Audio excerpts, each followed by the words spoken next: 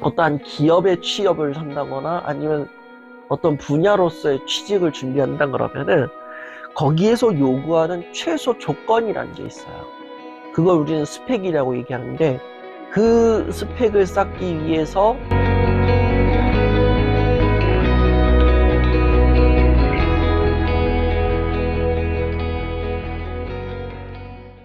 저는 20대 중반의 취업 준비생입니다. 최근 건강까지 겹치면서 우울감과 불안이 커졌습니다. 이런 상태가 계속되다 보니 자연스럽게 주변 사람들과도 거리를 두게 되었고 점점 혼자 있는 시간이 많아졌습니다. 어떻게 이 시간을 보내야 할지, 무엇이 잘 사는 것인지 기준도 잘 모르겠습니다. 다른 사람들은 어떻게 살아가고 있는지 궁금하고 저는 지금 이 시간을 어떻게 보내야 할지 막막합니다. 이 사연을 읽는데 남일 같지 않다라는 생각이 듭니다.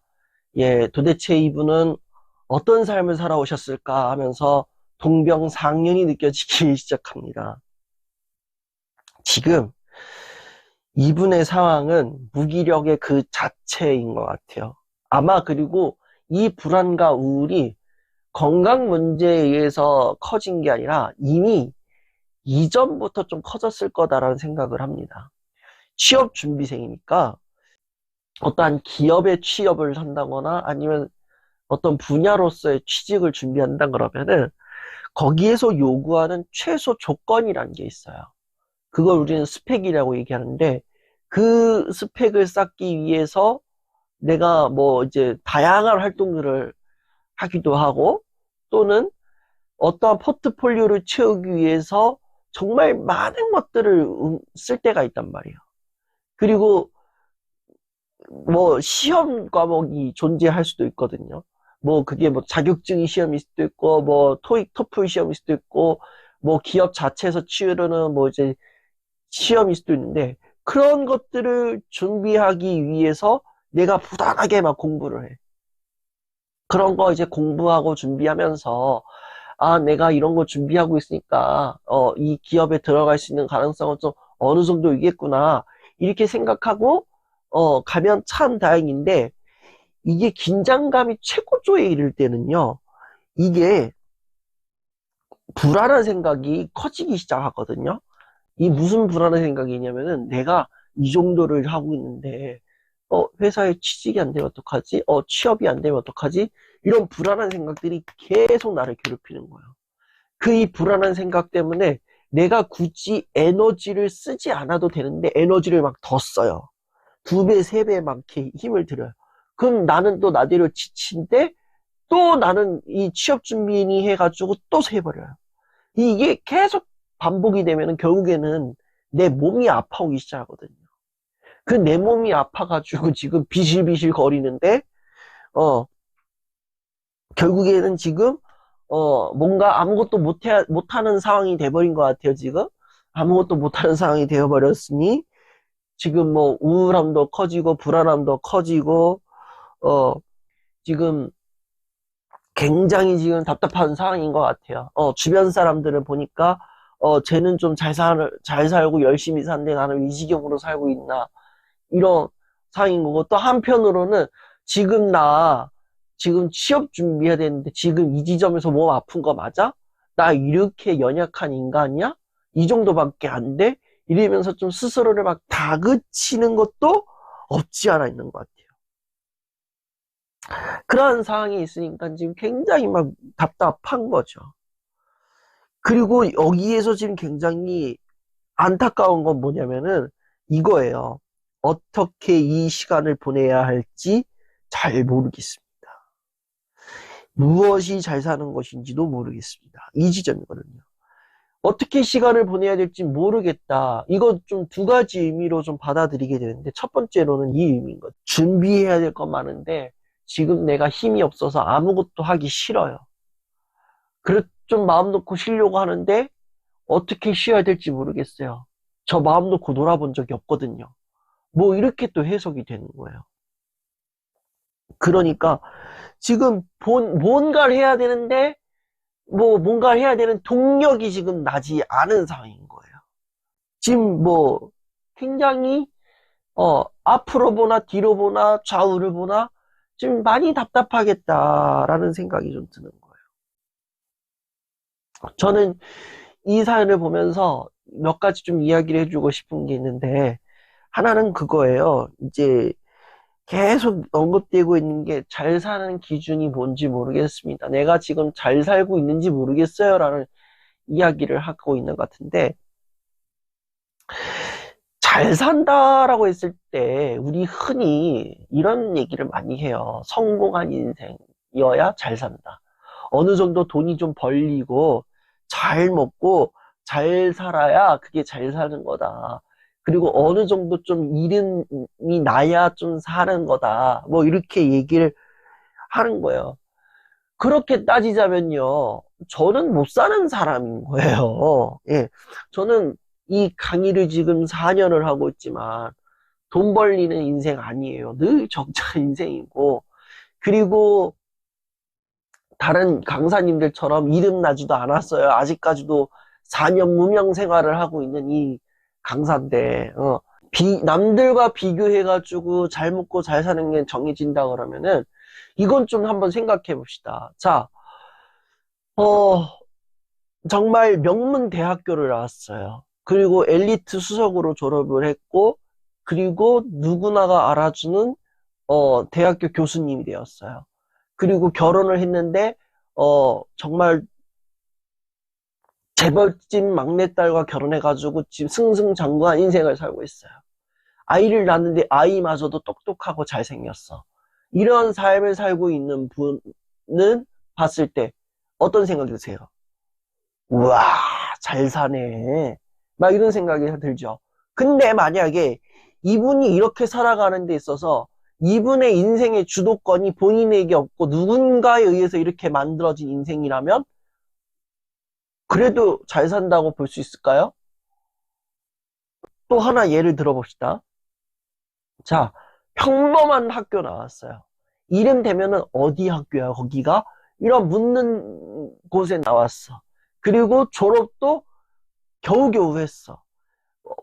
번듯한 직장은 아니지만 나름대로 자영업을 좀 하면서 살고 있어요. 자영업을 하면서 살고 있어. 그리고 어떤 여성분과 결혼을 했는데 이 여성분의 스펙도 어, 이분과 똑같은 스펙이야. 그리고 아이를 낳는데 아이는 이제 어느 정도 어, 이제 자라가지고 있지만 아이도 그냥 평범해. 무난한 인생을 살고 있어. 그럼 이분의 인생은 뭐 잘못 사는 인생입니까? 겉보기에는 뭐야, 이거. 얘는 뭐, 여태 동안 뭐 하고 살았어? 이렇게 생각을 하겠지만, 만약에 이분의 인생이 자기의 인생의 주도권을 내가 어느 정도 갖고 산다면은, 그래도 못 산다고 볼 수 있을까요? 이분의 인생이 그냥 평범하고 하찮을지라도 본인의 주도권을 어느 정도 갖고 있다면, 어, 이분의 인생은 좀 잘 사는 인생이라고 평해야 되지 않을까. 이러한 생각을 하게 됩니다. 이렇게 얘기하는 이유는 뭐냐? 자존감에 있어서, 자존감을 형성하는 데 있어서 세 가지 축이 있는데, 그 세 가지 축 중에 한 가지 축이 뭐냐면은, 자기 조절감이라는 거예요. 이 자기 조절감이라는 건 내가 어느 정도 인생의 그 삶의 방향이나 어떤 걸 결정하는 데 있어서 내가 주도권을 최대한 쥐고 있으면은 그거에 따라서 자존감이 높아진다라고 하거든요. 내 인생의 주도권을 내가 갖고 있으면은 내가 자존감이 높은 거고, 내 인생의 주도권이 없어. 다른 누군가에게 뺏겨져 있어. 다른 누군가에게 있어. 그러면은 이거에 따라서 자존감은 낮아지기 마련이거든요. 뭐 겉보기에는 잘 사는 인생이야. 정말 저기 잠실동에 있는 96층짜리 빌딩에 살고 있고 막 최고의 인생을 살고 있어. 막 우와 이러면서 하고 있지만, 근데 이 사람의 인생이 에서 중간중간에 막 누군가가 개입되고 태클 걸고 그러면서 마지못해서 예 알겠어요 그렇게 하겠다고 제발 좀 나 좀 놔주세요 제발 좀 이런 인생을 살고 있다. 그러면은 그 인생이 잘 사는 인생이에요? 전혀 그렇지 않다고 보거든요. 그러니까 잘 산다의 기준은 지금 내 상황에 따라서 결정되는 인생이지, 다른 사람과 비교해가지고, 쟤는 돈 많으니까 잘 사네? 아, 얘는 열심히 일하니까 잘 사네? 아, 얘는 뭐 그냥 하찮네? 얘는 그냥 고만고만한 인생이네? 이렇게 치부해서는 안 된다라는 거예요.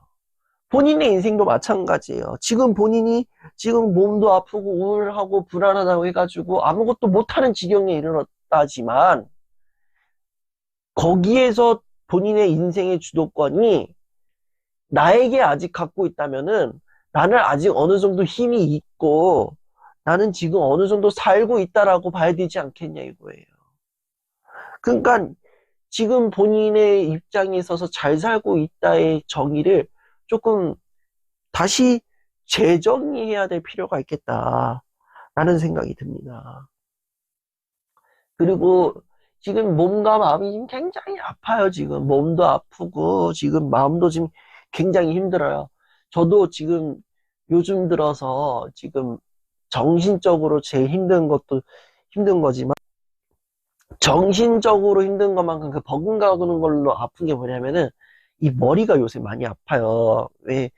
저도 이제 이걸 머리 쓰는 일을 많이 하다 보니까 극심한 그 두통에 시달려가지고 때로는 막 이제 이 눈앞이 이 휘청거릴 정도로 안 볼 때가 많아요. 지금 오늘 이 강연할 때도 마찬가지지만, 오늘 이 강연하면서 지금 영상으로 보시지만 왕수디 지금 텐션이 많이 떨어져 보이는데 저 감기도 들어있고 지금 오늘 머리를 많이 짚는데 이런 얘기지만 지금 두통이 굉장히 심해요. 근데 여러분이랑 약속된 게 있으니까 지금 이렇게 찍고 있는데, 그만큼 이 머리가 너무 아플 정도로 지금 이 힘든데, 이게 뭔 마음인지는 알 것 같아요. 이게 무슨 상황인지 아는데, 이게 우리가 몸이 힘들고 마음이 힘들 때에 무엇부터 해결해야 되는 게 뭐냐면은, 가장 중요한 건 이거예요. 내가 이 눈높이를 내려야 되는 거예요.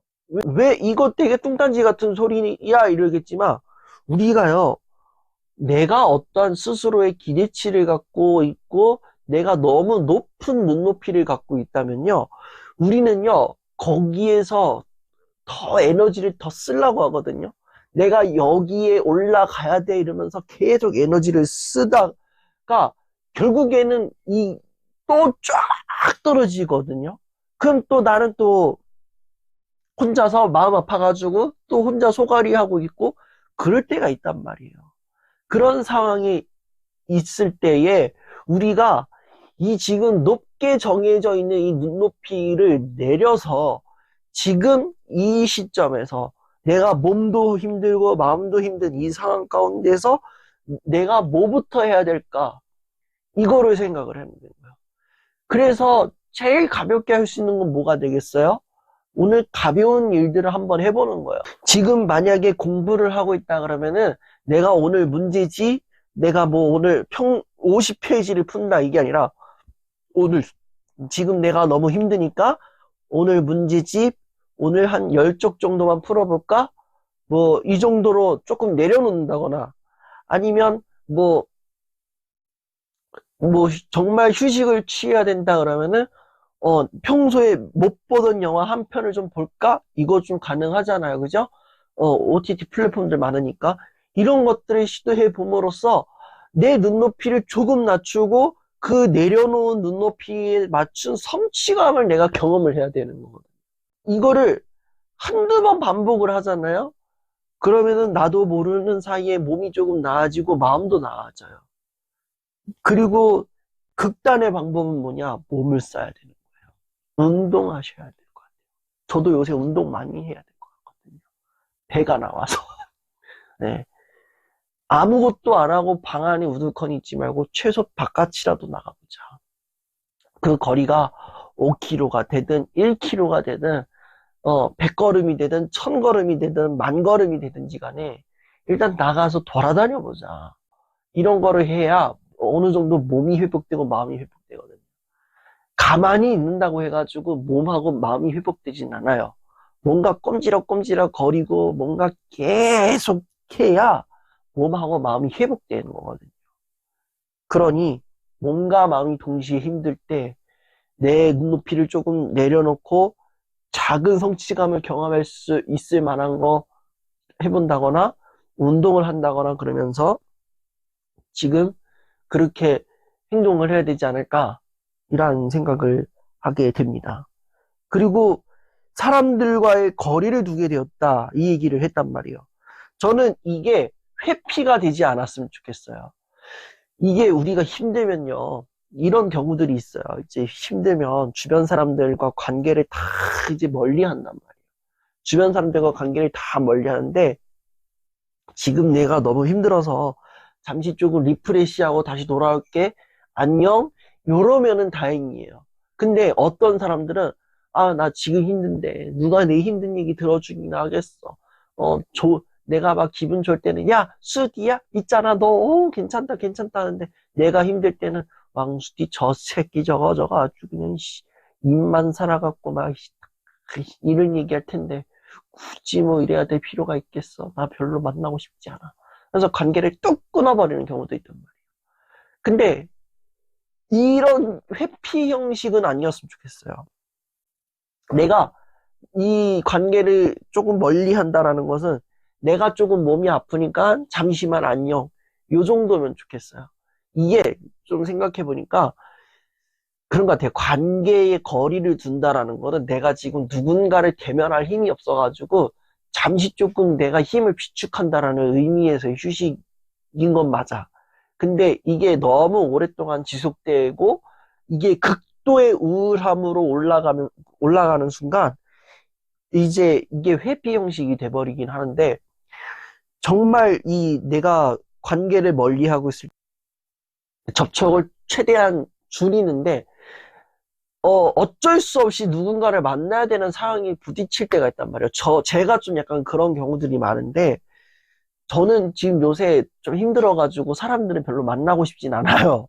예, 근데 사람들을 만나야 되는 상황들이 이제 거의 매일 있어요. 그럼 저는 뭘 하냐면은, 저는 대화를 잘 참여를 하지 않아요. 예, 이게 말하는 것부터 해서 사람들과 대화에 참여하는 게 좀 약간 버거워요. 그럼 이제 대화를 하지 않고 저는 온전히 듣기만 하는데 그 정도로만 해도 어느 정도 내가 이 마음을 조금 분리시키는 거죠. 이 분리되는 건데 그렇게 분리해가지고 좀 바라볼 수 있는 시선을 갖는다면은 관계를 거리를 두고 있지만 그 거리를 두는 그 시간이 오히려 짧아질 수 있지 않을까 이라는 생각을 하게 됩니다. 그래서 하루빨리라기보다는 하루빨리라고 얘기하면 또 조급한 마음 생길 것 같아서 하루빨리라는 얘기는 안 할게요. 예, 정정하겠습니다. 최대한 몸을 잘 추스르고 몸과 마음을 잘 추스르고 어느 정도 힘이 좀 쌓여 있을 때 다시금 본인의 텐션으로 돌아와서 열심히 살았으면 좋겠다라는 말씀을 드립니다. 나뿐만 아니라 아들, 손자, 며느리 다 불러 모으세요. 아니면 정말 내 주변에 힘든 친구가 있다. 걔만 보내지 말고 걔 멱살 잡아가지고 같이 오세요. 저만의 빛 비춘다가 아니라 저와 여러분이 함께 빛을 비추는 그러한 빛 비추다 강연이 되었으면 좋겠습니다. 그래서 정말 언젠가는 모르겠지만 정말 빠른 시간 안에 저와 함께 이야기 나누고 또 하는 그런 빛 비추다 강연이 되기를 바랍니다.